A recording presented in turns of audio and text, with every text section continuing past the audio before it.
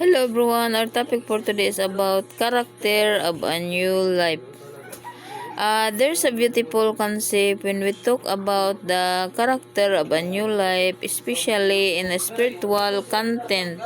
If other refers to qualifies and attributes, attitudes that arrange in an individual after a significant transformation, often brought about by a profound experience or belief.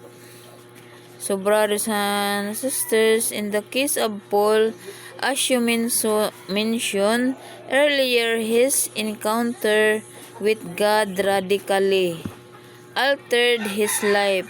Before, he was known for persecuting Christians. After this conversation, he became a fervent evangelist and opposite in embodying a new life with distinct characteristics. Here are some common characteristics associated with a new life, particularly. Hello everyone, atong topic karon is kinaiya sa bag-o nga kinabuhi. So ang kinaiya sa bag-ong kinabuhi nagtumong sa mga kausaban sa pamatasan, panghuna-una ug mga hiyas, mga kasangkayan nga makita sa usa ka tawo human siya makasinati og usa ka dakong pagbag-o, ilabi na sa mga espiritual nga aspeto. Kini sama sa usa ka bag-ong pagsugod diin ang tawo dili pareha sa iyang kaniadto. Ani ang pipila ka mga kasagarang kinaiya sa bag-ong kinabuhi.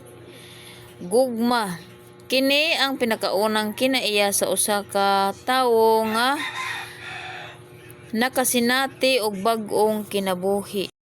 Okay, continue kita sa kinaiya sa bag-o nga kinabuhi. Nga rin nata humanata sa gugma, nga rin nata sa kalipay sa usa ka tawo nga nabag-o sa kinabuhi.